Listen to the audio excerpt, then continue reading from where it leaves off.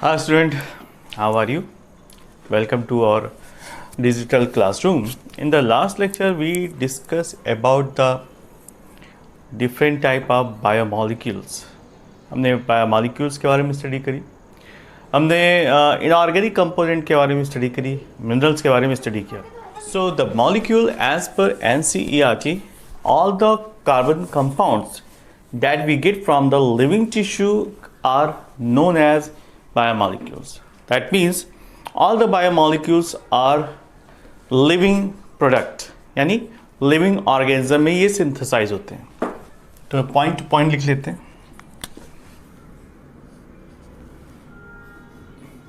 All biomolecules synthesizes on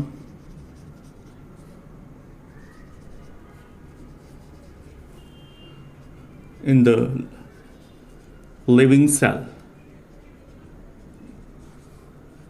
clear? जितने भी biomolecules हैं इनकी सिंथेसिस लिविंग सेल में ही हो सकती है.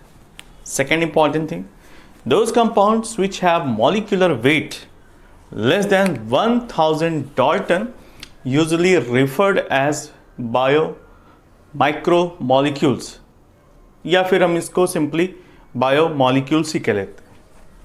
नेक्स्ट इंपॉर्टेंट पॉइंट, बायो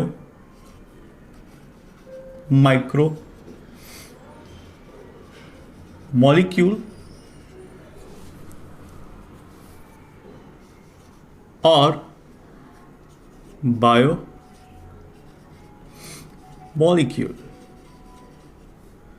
इनका जो मॉलिक्यूलर वेट होता है it is less than 1000 Dalton. Molecular weight is less than 1000 Dalton. All right, next.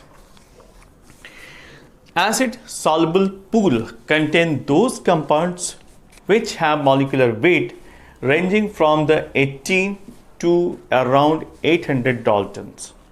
Approximately जितने भी एसिड सॉल्युबल कंपोनेंट्स हैं उनका मॉलिक्यूलर वेट 18 से लेकर 800 डाल्टन जितना पाया जाता है. लिख लीजिए, acid soluble pools have molecular weight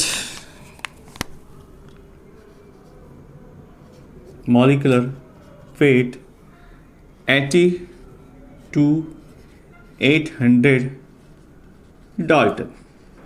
clear? ठीक है, 18 से 800 डाल्टन के बीच में रेंज करता है. राइट, हाँ. Next, those molecules which are found in the acid insoluble fraction is known as macro molecule. ठीक है, तो जो मॉलिक्यूल्स एसिड इनसॉल्युबल होते हैं उनको बायो मैक्रो मॉलिक्यूल्स कहते हैं. नेक्स्ट पॉइंट में लिखिए, bio macro molecules.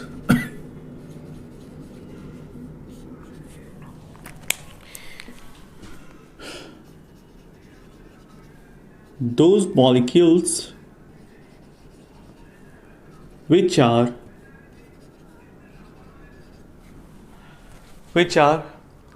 insoluble, okay, which are found in the acid insoluble fraction. Acid insoluble fraction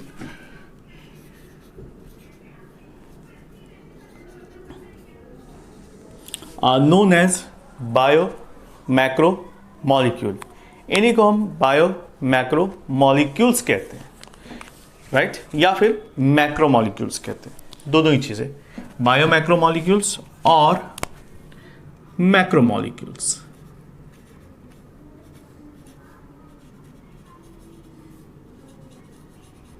चलिए, ये बात कंफर्म हो गई। नेक्स्ट पॉइंट,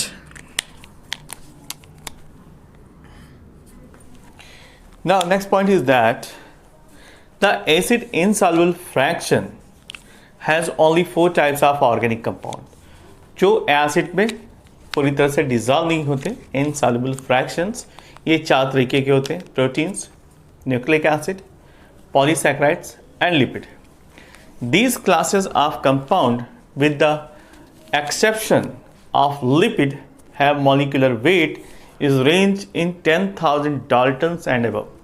तो जितने भी insoluble fractions हैं जो एसिड में soluble नहीं होते, उनमें सिर्फ लिपिड को छोड़ दिया जाए तो सभी का मॉलिक्यूलर 10,000 डाल्टन से ज़्यादा ही पाया जाता है। ओके, तो डायरेक्टली लिख लीजिए, एक्सेप्ट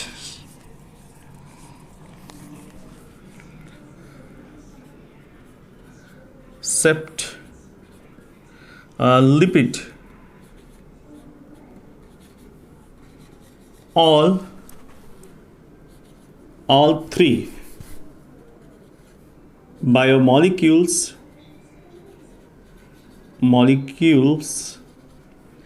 have molecular weight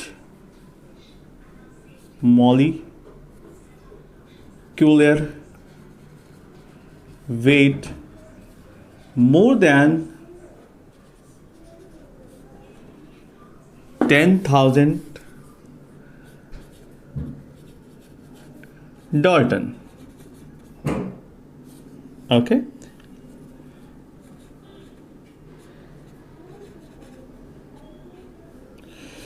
तो आप ये समझ लीजिए कि जितने भी इनसॉल्युबल कंपोनेंट हैं वो 4 तरीके के होते हैं। कौन कौन से?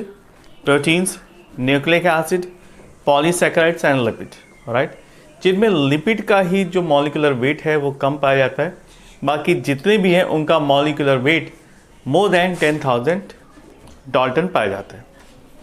ब्रैकेट में लिख लीजिए लिपिड के अलावा जो बाकी हैं, like nucleic acid, proteins and polysaccharide. Okay, ये सभी बिग मॉलिक्यूलर साइज में पाए जाते हैं। सो लिपिड का जो मॉलिक्यूलर वेट है काफ़ी कम होता है, ये अप्रॉक्सीमेटली 800 डाल्टन के आसपास रहता है, और बाकी जितने भी हैं वो पॉलीमेरिक सब्सटेंसेस हैं, और इस वजह से इनका मॉलिक्यूलर वेट लिपिड से काफ़ी ज़्यादा पाया जाता है। That is the only reason. The biomolecules which have lower molecular weight, that means less than 1000 Dalton, are called micromolecules और biomolecules, जैसा कि मैंने आपको बताया, जिसमें कि insoluble को हम मैक्रोमोलिक्यूल कहते हैं या फिर मैक्रो बायोमोलिक्यूल कहते हैं। Lipid which is insoluble in water, these lipids because of their association with the plasma membrane separate in the macromolecules fraction, and hence lipid are not strictly macromolecules। इसीलिए lipid को हम macromolecules में नहीं रखते। Right, the acid solubles poor represent roughly the cytoplasmic composition. The macromolecules from the cytoplasm and organelles become the acidic insoluble fraction. Together, they represent the entire chemical composition of the living tissue or an organism. तो ये सारे living organism में पाए जाने वाले bio molecules हैं, और according to their molecular weight इनको माइक्रो और मैक्रो के हिसाब से रखा गया है। राइट, अब नेक्स्ट हेडिंग डाल देते हैं ऑर्गेनिक कंपाउंड्स। कौन कौन से मैक्रो मॉलिक्यूल्स या बायोमॉलिक्यूल्स पाए जाते हैं जिनका मॉलिक्यूलर वेट भी हाई होता है और वो ऑर्गेनिक कंपाउंड्स कहलाते हैं। ओके, तो हेडिंग डाल दीजिए ऑर्गेनिक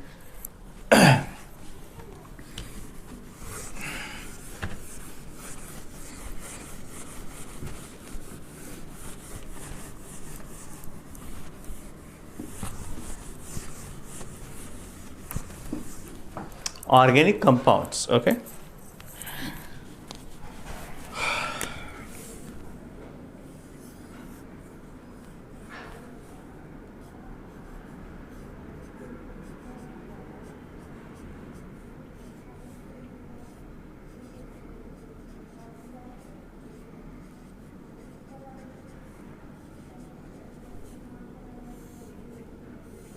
organic compounds.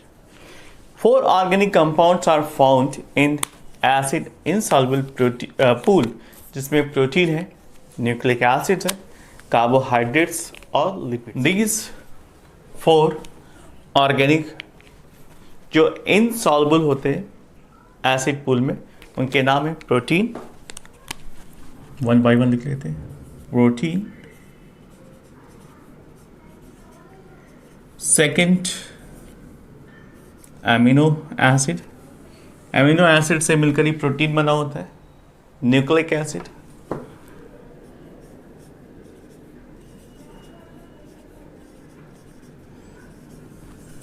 थर्ड में आता है protein, nucleic acid, carbohydrate and lipid, and fourth is lipid. Okay, अब इनकी प्रॉपर्टी के बारे में समझ लेते हैं। There are 3 main organic compound in the protoplasm. In organic compounds the main bonds exist between carbon and hydrogen. जितने भी ऑर्गेनिक कंपाउंड्स होते हैं उनके बीच में जो मेन बॉन्डिंग पाई जाती है वो कार्बन और कार्बन मॉलिक्यूल के बीच या फिर कार्बन हाइड्रोजन के बीच पाई जाती है। Normally the organic compounds remain suspended or dissolved in the water of the protoplasm. ज़्यादातर ये सस्पेंडेड फॉर्म में पाए जाते हैं प्रोटोप्लाज्म के अंदर, right. Now look at the types of organic compound. जैसा कि मैंने आपको बताया, carbohydrate, amino acids, proteins, nucleic acid के साथ साथ जो प्रोटोप्लाज्म में ऑर्गेनिक कंपाउंड पाए जाते हैं वो बेसिकली यहाँ पर टैबुलेटेड फॉर्म में बता देता हूँ। प्रोटोप्लाज्म में जो पाए जाते हैं, प्रोटोप्लाज्म में जो ऑर्गेनिक कंपोनेंट्स मौजूद होते हैं उनके नाम है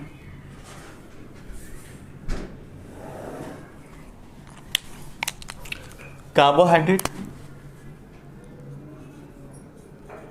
कार्बोहाइड्रेट, सेकेंड है एमिनो एसिड्स प्लस नेक्स्ट आता है प्रोटीन्स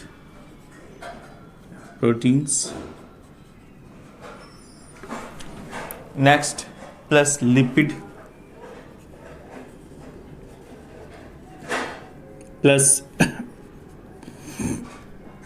न्यूक्लिक एसिड,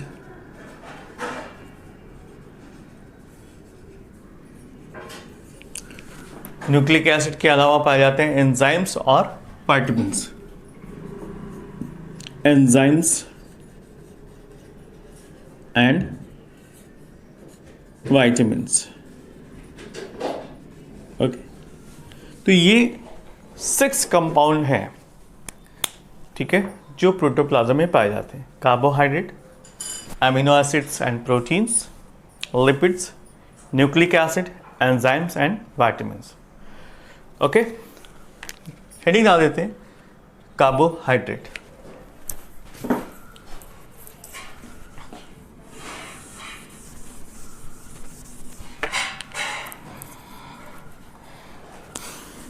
कार्बोहाइड्रेट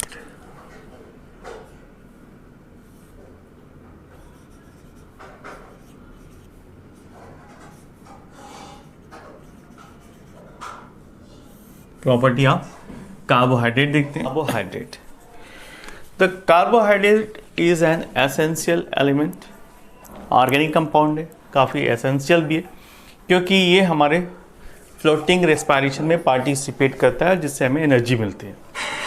अगर कार्बोहाइड्रेट को डिस्टिंग्विश किया जाए तो ये दो तरीके के होते हैं। पहला जो स्वीट होते हैं जिसको हम शुगर कहते हैं, और दूसरे जो स्वीट नहीं होते उनको हम नॉन शुगर कहते हैं। तो इसको डिफ्रेंशिएट कर लेते हैं, क्लासीफाई कर लेते हैं according to their property. First one is known as sugar,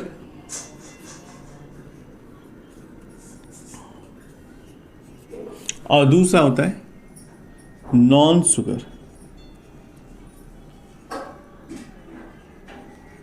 okay, now look at the sugar.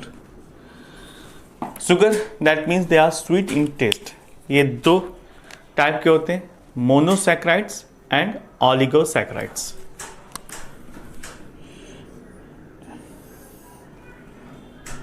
Monosaccharides and ऑलिगोसैकेराइड्स।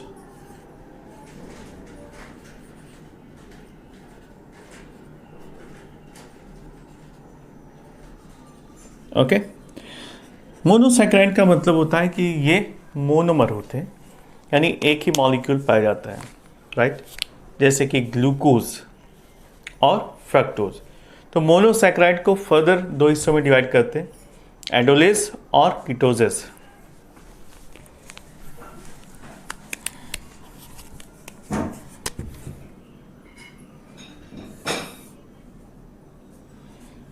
Aldolase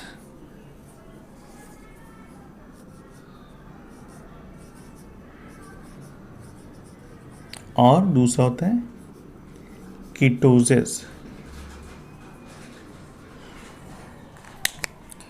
right. तो एल्डोज में आते हैं बेसिकली ग्लूकोज और कीटोजेस में आते हैं फ्रुक्टोज। इसका एग्जाम्पल है ग्लूकोज, और इसको हम कहते हैं फ्रुक्टोज। ऐसा इसलिए क्योंकि ये फ्रूट शुगर है, ज़्यादातर फ्रूट में फ्रक्टोज पाया जाता है, इसलिए इसको हम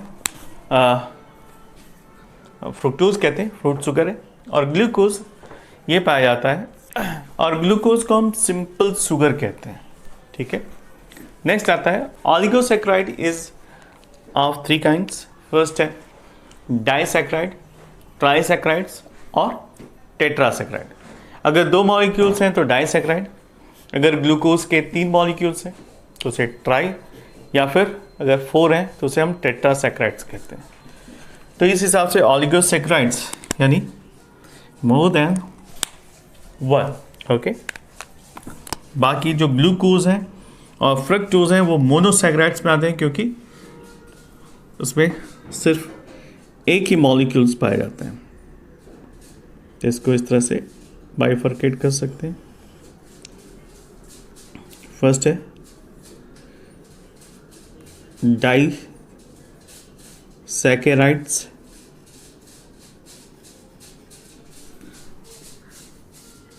सेकेंड है ट्राइसैकेराइड्स,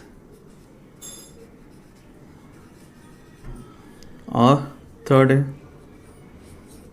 टेट्रा।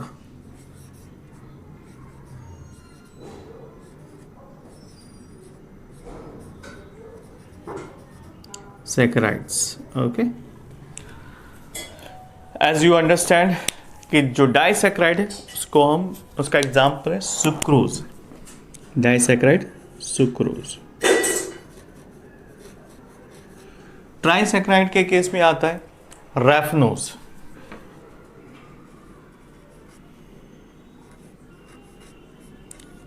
रैफेनोज, और टेट्रासैकेराइड्स के केस में आते हैं स्टैकोज।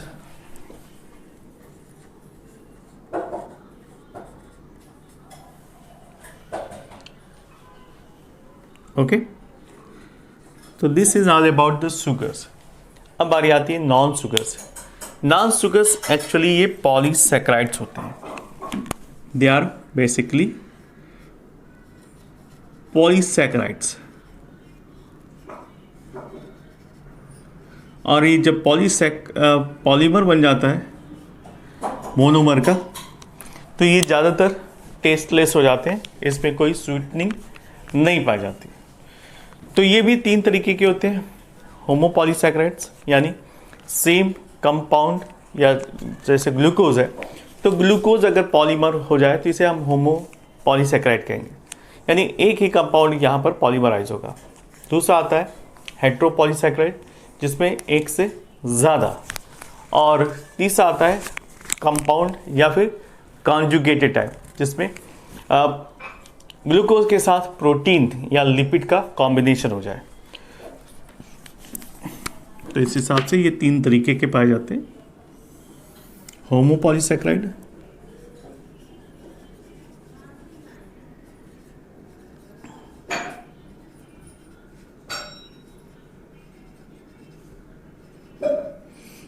फर्स्ट होमो, सेकंड हेट्रोपॉलीसैकेराइड,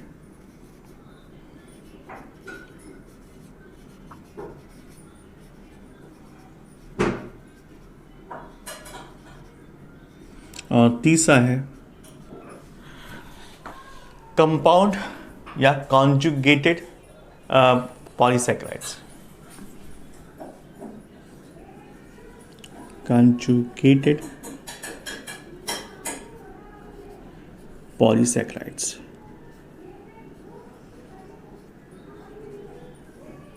राइट,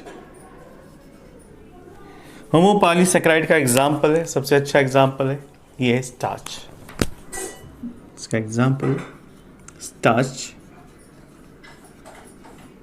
हेट्रो यानी 2 डिफरेंट मॉलिक्यूल्स आपस में पॉलीमराइज हो जाते हैं तो बनता है हेट्रोपॉलीसैकेराइड। इसका एग्जाम्पल है अगर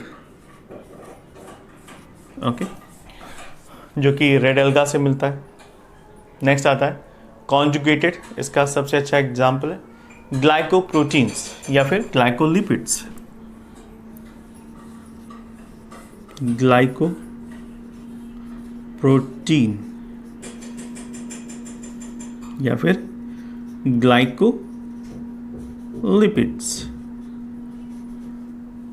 तो these are different type of carbohydrates which is found inside the body, जिसको हम बायोमोलिक्यूल्स या ऑर्गेनिक कंपाउंड्स कहते हैं। Now let us understand in the brief. These compounds are made up of carbon, hydrogen and oxygen. इन सभी में carbon, hydrogen, oxygen पाया जाता है, जिसमें हाइड्रोजन और ऑक्सीजन का जो रेशियो है वो 2:1 पाया जाता है। तो कार्बोहाइड्रेट में जो हाइड्रोजन और ऑक्सीजन का रेशियो है वो पाया जाता है 2:1। तो यहाँ पर लिख लेते हैं hydrogen ratio oxygen is equal to 2:1। Okay, next, carbohydrates are aldehyde or ketone derivatives of polyhydroxy alcohol. A carbohydrate may contain aldehyde or ketone group, and it is called aldolase or ketose respectively, right? Certain carbohydrate also contains some other like nitrogen, phosphorus and sulfur, and the carbohydrate are produced by the green plants during the photosynthesis process, जैसा कि हम लोगों ने photosynthesis में already पढ़ा हुआ है। And about 80% of the dry weight of the plant is made up of carbohydrate. That is very important कि जो ड्राई वेट होता है प्लांट का उसमें 80% कंट्रीब्यूशन किसका है? कार्बोहाइड्रेट का होता है। ठीक है, next point, carbohydrates are also known as saccharides और शुगर। कार्बोहाइड्रेट को हम सैकराइड्स या फिर शुगर भी कहते हैं। and the carbohydrate provide 55 to 65% of the total energy requirement. यहाँ पर लिख सकते हैं 55 to 65% of total energy. Okay तो कार्बोहाइड्रेट का इंपॉर्टेंस इसलिए क्योंकि ये मैक्सिमम एनर्जी की जो रिक्वायरमेंट है उसको फुलफिल करते हैं. इनकी कैलोरीफिक वैल्यू होती है 4.1 किलो कैलोरी पर ग्राम. यहां पर लिख लेते हैं कैलोरीफिक वैल्यू.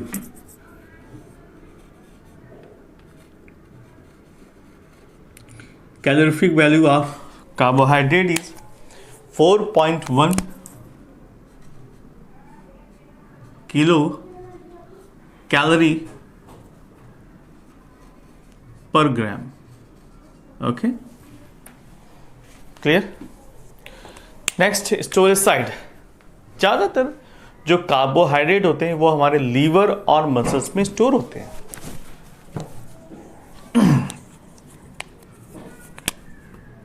लीवर और muscles is the main storage site of carbohydrate. Clear? Next, daily requirement कितना होना चाहिए? Approximately 500 gram per day.